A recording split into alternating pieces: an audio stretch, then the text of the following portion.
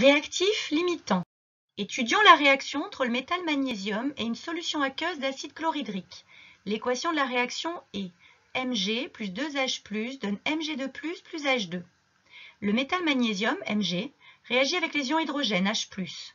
Des bulles apparaissent, un gaz se forme, c'est du dihydrogène, H2.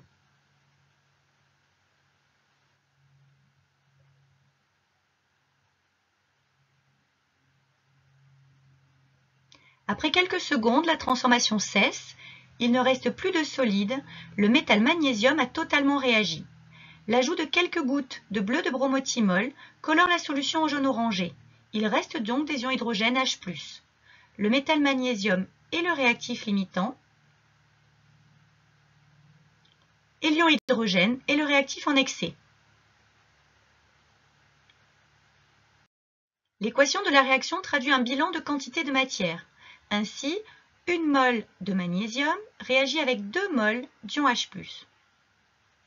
2 mols de magnésium réagissent avec 4 mols d'ion H+.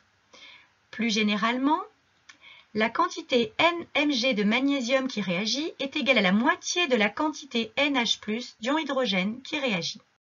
Considérons le cas numéro 1 pour lequel les quantités initiales des réactifs vérifient l'inégalité N02Mg sur 1 inférieure à N02H+ sur 2, avec par exemple N02Mg égale 1 mol et N02H+ égale 4 mol.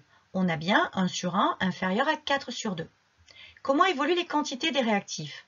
Au cours de la réaction, les quantités des réactifs diminuent. La réaction cesse lorsque l'un au moins des réactifs est totalement consommé. Dans l'état final, le magnésium est totalement consommé. Le magnésium est donc le réactif limitant.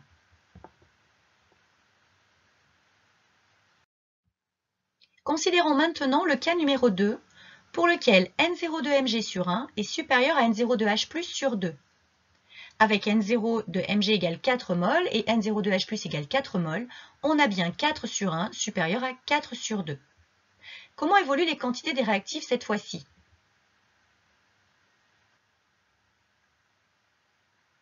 Dans l'état final, l'ion hydrogène est totalement consommé. L'ion hydrogène est donc le réactif limitant.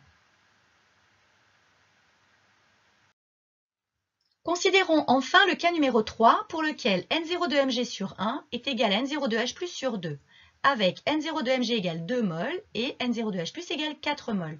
On a bien 2 sur 1 égale 4 sur 2. Le mélange initial est dit stoichiométrique. Observons l'évolution des quantités des réactifs. Dans l'état final, les deux réactifs sont totalement consommés. Le métal magnésium et l'ion hydrogène sont tous deux limitants. Lors de l'expérience, le magnésium a totalement réagi. Il est le réactif limitant.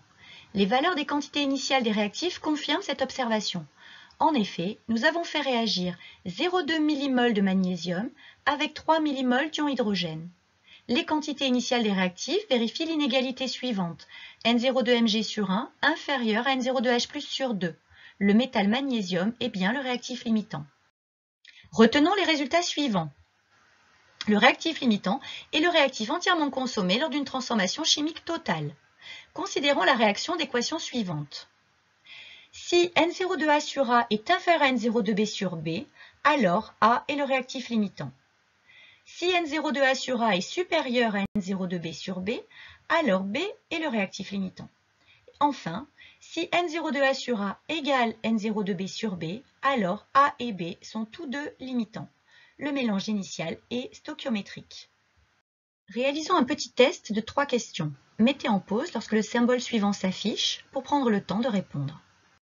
Question 1. Choisir la bonne réponse. Le fer réagit avec le dioxygène de l'air selon la réaction d'équation.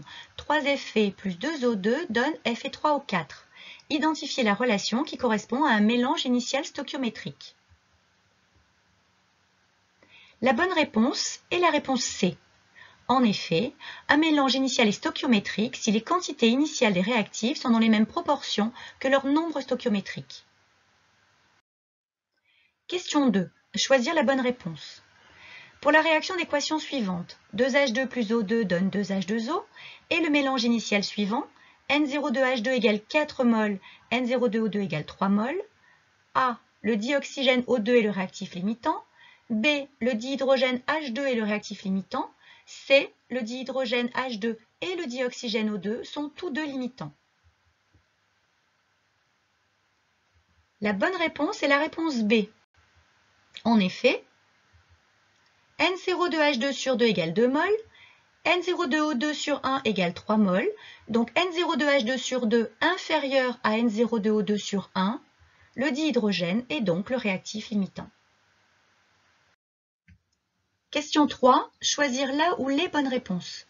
Pour la réaction d'équation 2Al plus 6H donne 2Al3 plus 3H2 et le mélange initial suivant, N02Al égale 1 mol, N02H égale 3 mols. A. L'aluminium Al est le seul réactif limitant. B. Le mélange initial est stoichiométrique. C. Les deux réactifs sont totalement consommés. Les bonnes réponses sont B et C. En effet, N02Al sur 2 égale 0,5 mol et N02H sur 6 égale 0,5 mol.